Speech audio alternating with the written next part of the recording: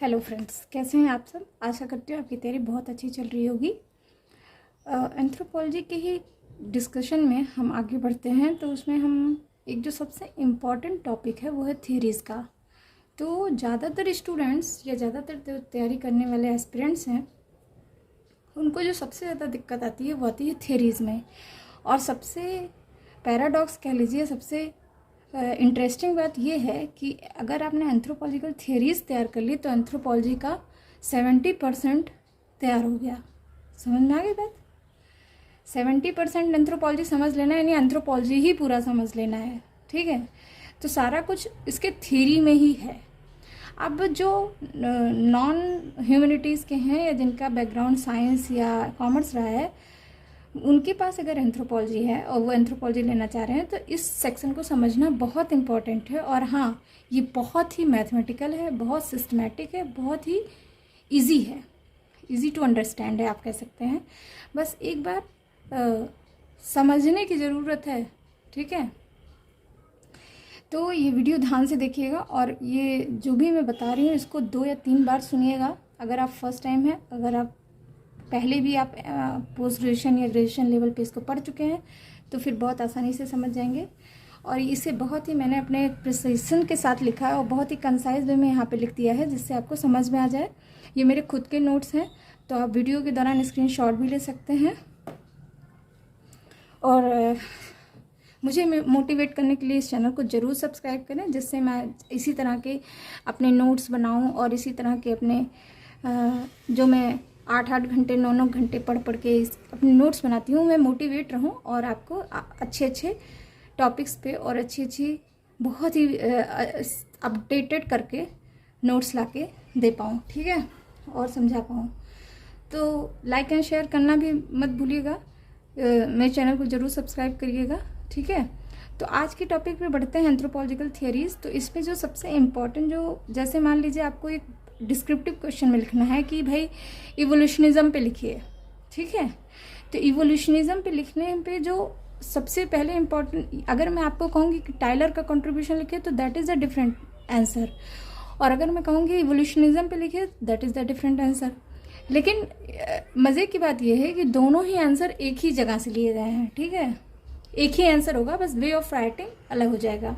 ठीक है, तो लेकिन अगर मैं बात करती हूँ कि क्लासिकल इवोल्यूशनिज्म, क्वेश्चन आ जाए कि क्लासिकल इवोल्यूशनिज्म पे डिस्क्रिप्टिव क्वेश्चन, तो आप इसमें जितने भी इवोल्यूशनिस्ट थे जिन्होंने इसमें अपने सिद्धांत दिए थे, जिन जो इम्पोर्टेंट थे, ऐसे तो कई सारे लोग थे लेकिन जो इम्पोर्टेंट पर्सन थे जिन्होंने इसको इस्टेब्लिश किया, इस सिद्धांत को, उनके बारे में थोड़ा सा बताना और उनके कंट्रीब्यूशन के बारे में थोड़ा सा बताना इम्पॉर्टेंट है। ठीक है, अच्छा, साथ साथ क्रिटिसिज्म लिखना बिल्कुल मत भूलिए, चाहे क्वेश्चन में मेंशन हो या ना हो। बिना क्रिटिसिज्म के आपका आंसर इनकम्प्लीट है। जैसे मैं कभी कभी कहती हूँ ना, बिना एग्जाम्पल के आंसर कंप्लीट है, तो यहाँ पे आप ये समझ लीजिए बिना क्रिटिसिज्म के आंसर इनकम्प्लीट है। ठीक है, तो ये 2-3 चीज़ें थी जो आपको ध्यान में रखनी है। अब मैंने यहाँ पे लिख रखा है कि क्या क्या है एक्चुअली थियरी में इम्पॉर्टेंट चीज़ें। ठीक है, तो जो ऐसे देखा जाए तो ब्रॉड चीज़ें यही आती हैं, यही पूरी थियरी है आपकी। ठीक है, तो सिलेबस में देखेंगे तो इतना ज़्यादा एक चीज़ लिख दिया गया है, जैसे what is evolutionism, type of evolutionism, contribution of this and recent contribution, ये सब चीज़ें लिख दी गई हैं। तो इसका कोई इंपॉर्टेंस नहीं है, मैं ब्रीफ में बता देती हूँ।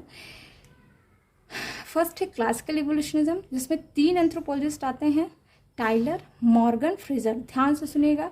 अच्छा, मेरे इस नोट्स में आपको मल्टीपल चॉइस क्वेश्चन भी मिल जाएंगे जो अक्सर पूछे जाते हैं, तो साथ साथ आपको उसकी भी तैयारी हो जाएगी, मल्टीपल चॉइस क्वेश्चन की, जैसे नेट वगैरह की अगर तैयारी कर रहे हैं। ठीक है, तो क्लासिकल इवोल्यूशनिज्म में 3 आते हैं, टाइलर, मॉर्गन, फ्रेजर। ठीक, देन एक इम्पॉर्टेंट कॉन्सेप्ट है या थियरी आप कह सकते हैं, हिस्टोरिकल पर्टिकुलरिज्म। इसको दिया था फ्रेंच बोआस ने। ठीक है, देन आता है डिफ्यूजनिज्म। डिफ्यूजनिज्म का कॉन्सेप्ट या थियरी आप कह सकते हैं, इसमें 3 अलग अलग रीजन के लोग इम्पॉर्टेंट कंट्रीब्यूशन किए थे, तो हम इसको रीजन वाइज डिस्ट्रीब्यूट कर देते हैं। पहला तो ब्रिटिश, दूसरा जर्मन, तीसरा अमेरिकन। ठीक है, ठीक समझ में आ रहा है। थर्ड है फंक्शनलिज्म, जिसमें इस थियोरी को दिया था मेलिनोव्स्की ने, आप सब जानते हैं। स्ट्रक्चरल फंक्शनलिज्म, इस थियोरी को दिया था रेडक्लिफ ब्राउन ने। यहाँ तक समझ में आ गया। फिर आता है स्ट्रक्चरलिज्म, एक तो हो गया स्ट्रक्चर फंक्शनलिज्म, फिर आता है स्ट्रक्चरलिज्म अलग से आता है, ठीक है। स्ट्रक्चरलिज्म थियोरी को दिया था Levi Strauss and Edmund Leach ने। तो ये आप चाहे वीडियो के दौरान इसको स्क्रीनशॉट ले लीजिए और इसको अपने जहाँ भी स्टडी टेबल है आपकी, जैसे जहाँ पढ़ते हैं वहाँ पे इसको चिपका लीजिए या स्टडी टेबल पे रख लीजिए या 2-3 बार इसको समझ लीजिए, क्योंकि ये अगर समझ में आ गया तो आप आगे भी समझते चले जाएंगे, ठीक है। देन आता है कल्चर एंड पर्सनैलिटी, या आप कह सकते हैं साइकोलॉजिकल स्कूल ऑफ एंथ्रोपोलॉजी। इसमें आते हैं Benedict, Ruth Benedict, Mead, Linton, Kardiner, Cora DuBois, ठीक है। देन आता है न्यू इवोल्यूशनिज्म। आप देख रहे हैं क्लासिकल इवोल्यूशनिज्म को फिर से यहाँ पे लाया गया, इवोल्यूशनिज्म थ्योरी को, और एक नाम दे दिया गया, मतलब एक नए सिरे से सोचना शुरू किया गया इवोल्यूशनिज्म को ही, तो इसको नाम दे दिया गया न्यू इवोल्यूशनिज्म, ठीक है। इसमें आते हैं V Gordon Childe, Leslie White, J Steward, Marshall Sahlins and Services, ठीक है। देन आता है थियरी एंड कल्चरल मटेरियलिज्म, जिसे दिया था किसने, मेरविन हैरिस ने, ठीक है। फिर आता है सिंबॉलिक एंड इंटरप्रेटिव थियरीज, इसको दिया था टर्नर, स्नीडर एंड क्लिफोर्ड गिट्स ने, ठीक है। मैंने शॉर्ट लिख दिया है, तो आप इतना लिखेंगे तो धीरे धीरे जब ये टर्म्स कई बार बोलेंगे ना, इन एंथ्रोपोलॉजी के नाम कई बार बोलेंगे एंथ्रोपोलॉजिस्ट के, तो आपको ये बिल्कुल एकदम जबान पे आ जाएगा और फिर आपको एकदम से याद रहेगा, ठीक है। तो इसको आप 2-3 बार बोल दीजिएगा, जैसे किसी का नाम कई बार बुला देते हैं तो याद हो जाता है ना, बस ऐसे ही। देन आता है कॉग्निटिव थ्योरी, जिसे टेलर आपका टेलर थे, ये वो वाला टेलर नहीं है, कॉन्क्लिन, ठीक है। फिर आता है पोस्ट मॉडर्निज्म इन एंथ्रोपोलॉजी, जिसे आप आगे चल के पढ़ेंगे, पोस्ट मॉडर्निज्म, ठीक है। ये एंथ्रोपोलॉजी ऑफ डेवलपमेंट जिसे हम कहते हैं। तो ये कुल यही थियरी है अभी तक की। अब सबसे पहले आते हैं क्लासिकल इवोल्यूशनिज्म पे, ठीक है। तो यहाँ मैंने बहुत ही कंसाइज तरीके से लिख रखा है, आप ये पॉइंट जरूर लिखिएगा, ठीक है। तो जो सबसे पहले जैसे कोई भी थियरी या कोई भी कॉन्सेप्ट कुछ भी बनता है तो उसके एक बेसिक आधार होते हैं, ठीक है, जिसके आधार पे हम बताते हैं कि भाई ये चीज़ है। तो ये क्लासिकल इवोल्यूशनिज्म का भी कुछ बेसिक आधार होगा, ठीक है। तो बेसिक पोस्टुलेट ऑफ क्लासिकल इवोल्यूशनिज्म में ये देखिए, मैंने इसको यहाँ पे कट कर दिया क्योंकि ये लाइन नहीं लिखी जाएगी, ये बाद में मैं बताऊँगी आपको, ठीक है। इसमें 3 बेसिक पोस्टुलेट हैं क्लासिकल इवोल्यूशनिज्म में मेनली, वैसे तो टोटल 4 हैं लेकिन मेन 3 हैं, ठीक है। तो फर्स्ट पॉइंट जो आता है वो ये कहलाता है कि culture developed in A single line, एक खड़ी रेखा, ठीक है, दैट इज यूनिलिनियल इवोल्यूशनिज्म। ये सिंगल लाइन क्या है, ये है सैवेजरी बार्बरिज्म सिविलाइजेशन, सैवेजरी बार्बरिज्म सिविलाइजेशन, समझ में आ रहा है। सैवेजरी क्या था, जब बिल्कुल भी एब्सेंस ऑफ कल्चर था, मतलब they live like animal. Then barbarism शुरू हुआ, बैंड सिस्टम शुरू हो गया, कुछ कबीला उबीला बन गया। देन सिविलाइजेशन आ गया, आप जानते हैं इंडस वैली सिविलाइजेशन, ठीक है। तो कल्चर किस फॉर्म में डेवलप कर रहा है इनके हिसाब से, इवोल्यूशनिज्म के अच्छा, एक और चीज़, ये कंफ्यूज मत होइएगा कि यहाँ एंथ्रोपोलॉजी का इवोल्यूशनिज्म और आपके जूलॉजी बॉटनी का इवोल्यूशनिज्म अलग है। इवोल्यूशनिज्म हर जगह एक ही है, ठीक है। उद्विकास जिसको आप कहते हैं कि विकास हो रहा है, बस हम कल्चर और कम्युनिटी के कॉन्सेप्ट में इसको पढ़ रहे हैं, ठीक है। इवोल्यूशनिज्म को कल्चर और कम्युनिटी के कॉन्सेप्ट में पढ़ रहे हैं, कंसेंट में, ठीक है। वहाँ हम क्या कहते हैं कि भाई इवोल्यूशनिज्म वहाँ से हुआ, फिश से लेके और यहाँ तक, ठीक है। वहाँ हम पढ़ते हैं लैमार्किज्म, डार्विनिज्म, तो अलग अलग पोस्टुलेट हैं, सम हाउ ये भी इसी तरह है, ठीक है। तो इवोल्यूशनिज्म कुछ नहीं यहाँ पे कह रहा है, वही बात कह रहा है। जैसे हम वहाँ पढ़ते हैं कि भाई पहले इरेक्टस आया, फिर जो है निएंडरथल आया, इस तरह हैबिलिस आया, ठीक है। तो धीरे धीरे डेवलपमेंट हो रहा है, इसी तरह यहाँ भी डेवलपमेंट धीरे धीरे हो रहा है कल्चर का। पहले कम्युनिटी कैसे थी, कुछ भी नहीं थी, वो सैवेजरी फॉर्म में थे हम लोग, फिर बार्बरिज्म आया और फिर सिविलाइजेशन। यानी अच्छा, इनके हिसाब से क्लासिकल इवोल्यूशनिज्म में नेक्स्ट पॉइंट आप जरूर लिखिएगा, every culture must pass this line. ये नहीं है कि यहाँ से स्किप करके सीधा ये आ जाएगा या यहाँ से सीधा ये आ जाएगा, नहीं, कोई भी कल्चर इन तीनों स्टेजेस से पास करना ज़रूरी है, इन तीनों स्टेजेस से पास करना ज़रूरी है। People who was savagery in first day will be barbarism in second day and become civilized. ठीक है, this is called unilinear evolutionism. This is called unilinear evolution, या इस फिनोमिना या इस थ्योरी को कहते हैं unilinear evolutionism। समझ आ गई बात? अब सेकेंड पोस्टुलेट या सेकेंड बेस, आप बेसिक चीज़ आप समझ सकते हैं जिसके आधार, जिसका ये आधार है, वो सेकेंड पॉइंट है कि culture grow from simple to complex. Culture कैसे ग्रो होता है? Simple to complex. पहले सिंपल फॉर्म में रहता है, फिर वो कॉम्प्लेक्स फॉर्म में बन जाता है। ठीक है, जैसे शुरू में मान लीजिए कलर है, एक कलर का हम एग्जांपल ले लेते हैं कि रंग है। ठीक है, तो हम ग्रीन कलर, एक ग्रीन कलर है, ठीक है, लेकिन धीरे धीरे जब और कॉम्प्लेक्स होता है और समझ में आता है चीज़ें, तो हम ग्रीन के भी कई वैरायटी कह देते हैं, भाई ये धानी है, ये लाइट ग्रीन कलर है, तो ये डार्क ग्रीन कलर है, वगैरह वगैरह। ठीक है, समझ में आ गई? तो इसी तरह culture grow from simple to complex. अब देख रहे हैं आप कि कल्चर का एक पार्ट मैंने लिया था कलर, रंग या मटीरियल कल्चर। ठीक है, तो उसमें भी कई तरह के बनते चले गए। थर्ड पॉइंट है evolutionist took the help of comparative method in order to establish their view point. तो जो इवोल्यूशनिस्ट थे, क्लासिकल इवोल्यूशनिस्ट, उन्होंने किस मेथड को अडॉप्ट किया अपनी थ्योरी को प्रपोज करने के लिए? वो था कंपैरेटिव मेथड। मतलब वो एक से ज़्यादा कल्चर की स्टडी करते थे और फिर उनके कल्चर का कंपैरिजन करते थे और फिर एक निश्चित पॉइंट पे पहुंचते थे और कहते थे भाई ये ऐसे ऐसे ऐसे डेवलप होता चला जा रहा है। ठीक है, समझ आ गई? तो they employed comparative method in order to establish their view point. Right, यहाँ तक समझ में आ गया? नेक्स्ट पॉइंट है या नेक्स्ट बेसिक पोस्टुलेट है इवोल्यूशनिज्म का, वो है बहुत इंपॉर्टेंट पॉइंट, वो है psychic unity of mankind. Evolutionist depend upon the psychic unity of mankind. अब ये क्या है साइकिक यूनिटी ऑफ मैनकाइंड के? आप ये समझ लीजिए कि इनके हिसाब से ये सोचते थे कि दुनिया में जहाँ जहाँ ह्यूमन बीइंग है वो एक सर्टेन पॉइंट, सर्टेन सर्कमस्टेंस पे, एक सर्टेन बिंदु पे, एक निश्चित अवस्था में एक ही तरह सोचते हैं। ठीक है, उनका दिमाग का डेवलपमेंट एक ही तरह हुआ है। समझ में आई? अब ये कॉन्सेप्ट जो था साइकिक यूनिटी ऑफ मैनकाइंड, इसको सबसे पहले थियोडोर विर्ट्ज थे, उन्होंने very first give psychic unity defined किया कि as man respond in same way under same circumstances. ठीक है, सबको प्यास लगती है तो सब पानी पीते हैं, कोई भी शहद नहीं पीता इनके हिसाब से।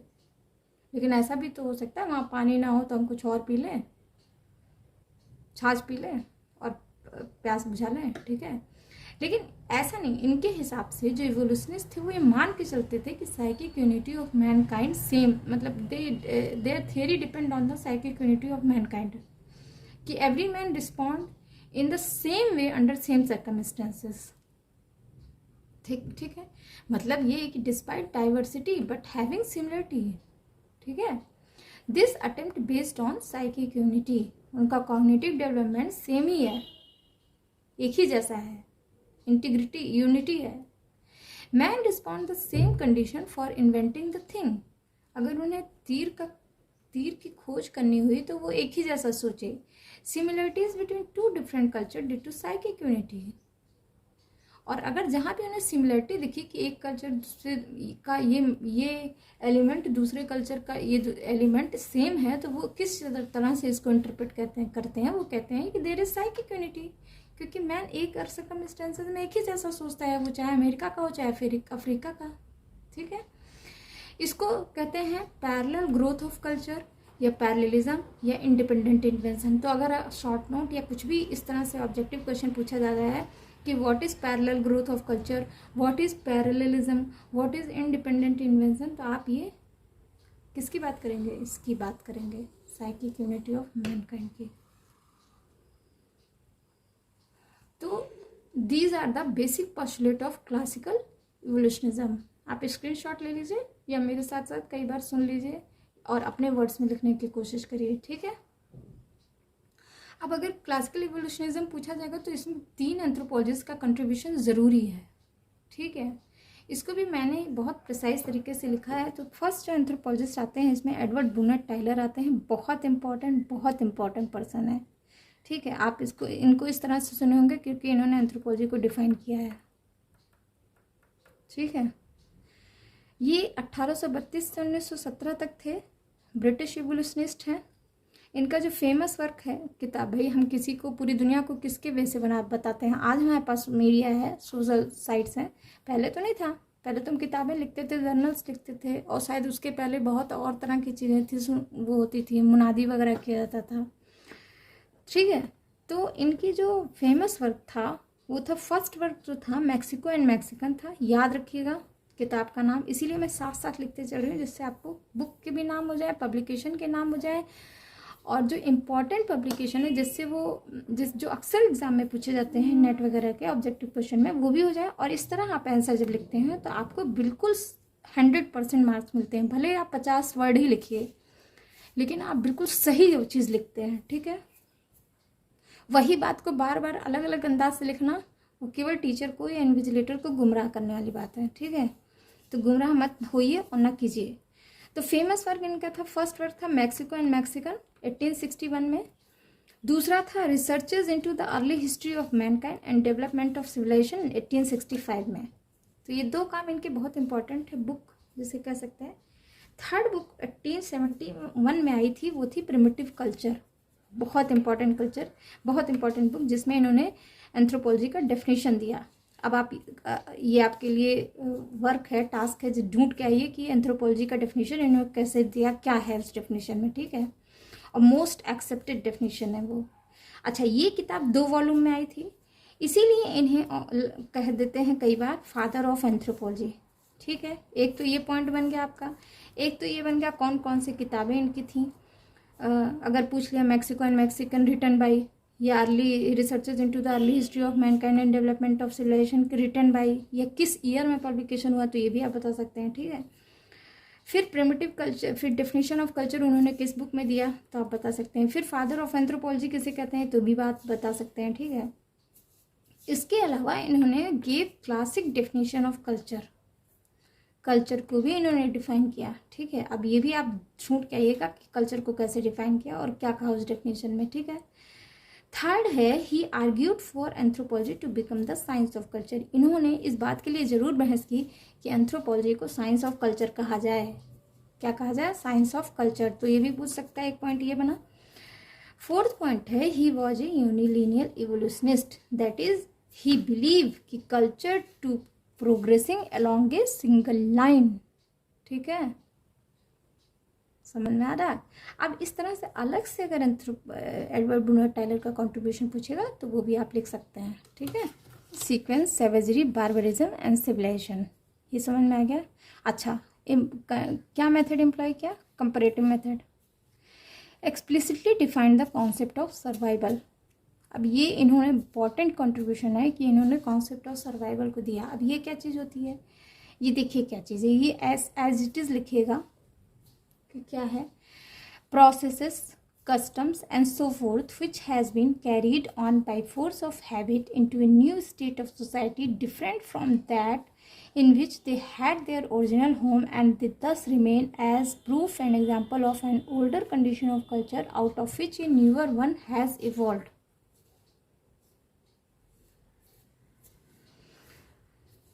मतलब ये वो प्रोसेस, वो कस्टम, वो चीज़ें जो फोर्स ऑफ हैबिट कह सकते हैं आप, या किसी आदत की वजह से वो एक सोसाइटी से दूसरी सोसाइटी में जा तो रहा है, लेकिन वो एज इट इज़ है, या एक जनरेशन से दूसरे जनरेशन में जा तो रहा है, लेकिन उसका पोजीशन या उसका जो चीज़ है वो वही है।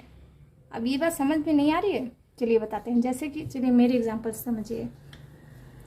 जैसे मोस्टली अब तो घरों में कम दिखते हैं, लेकिन अगर 4-5 साल आप पीछे जाएं या आप थोड़ा सा बी ग्रेड टाउन में जाएं तो आप पाएंगे कि हर घर में लगभग आपको सिलबट्टा ज़रूर दिखेगा, ठीक है, या छोटी सी खलबट्टी ज़रूर दिखेगी जिसमें मसाले वगैरह कूट देते हैं।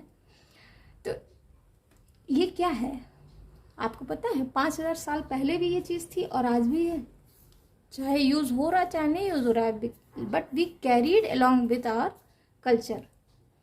तो हो सकता है कि खलबट्टी का शेप चेंज हो गया हो, साइज़ चेंज हो गया हो सकता है सिलबट्टे का फॉर्म चेंज हो गया हो, लेकिन वो अभी भी है। इसका मतलब क्या है कि कल्चर अपने आप को सरवाइव करता है। There is some element of culture which remains survive, ठीक है।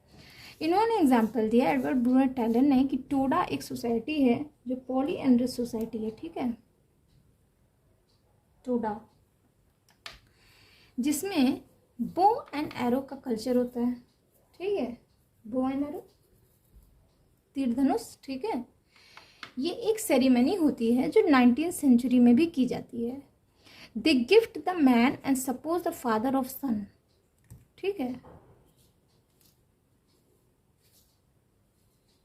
वो क्या करते हैं इसमें कि जो बो एंड एरो होता है वो किसी मैन को गिफ्ट करते हैं और ये कहते हैं कि ये माना जाता है कि इस बच्चे का बाप ये है। This is known as ridiculous और स्टूपिड कल्चर। हाँ, कुछ लोग इसको रिडिकुलस हास्यास्पद कह सकते हैं या स्टूपिड कह सकते हैं, लेकिन टाइलर ने क्या कहा? No, it is not stupid.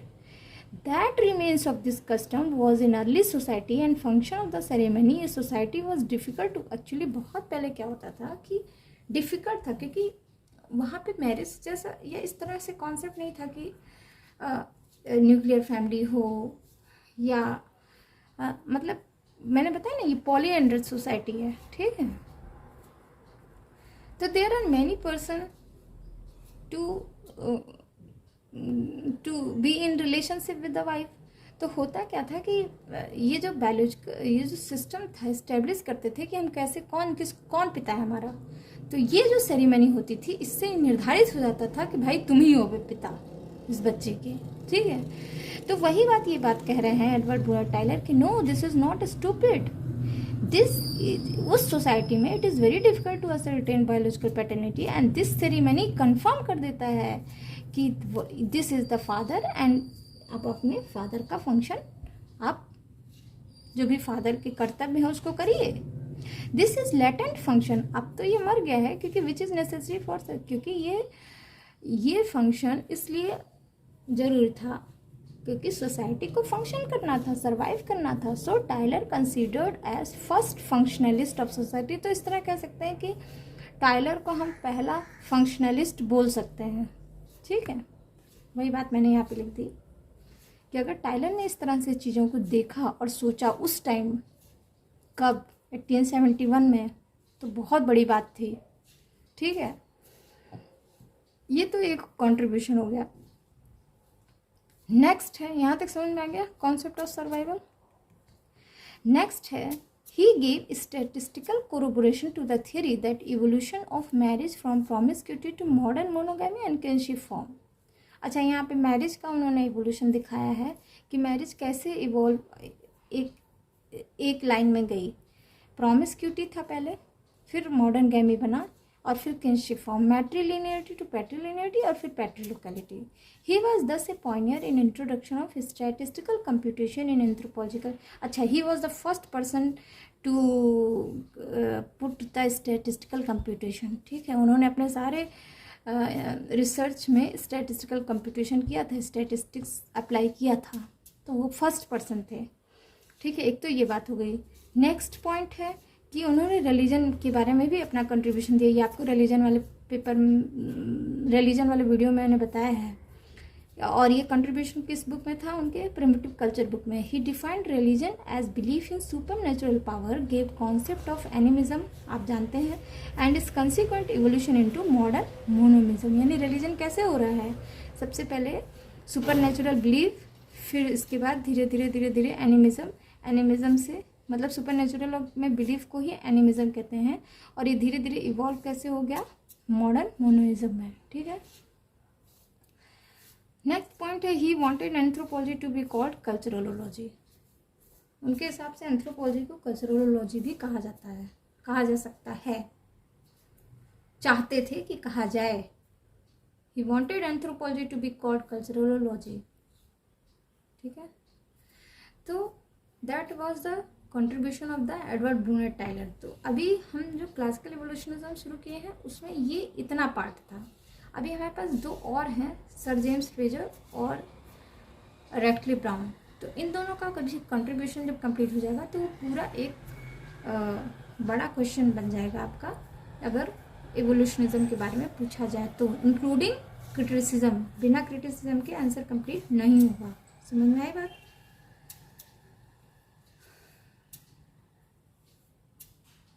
तो अब रह जाते हैं सर जेम्स फ्रेजर और Radcliffe Brown. So that is all for today's discussion. Thank you so much. Thanks for listening. Bye bye.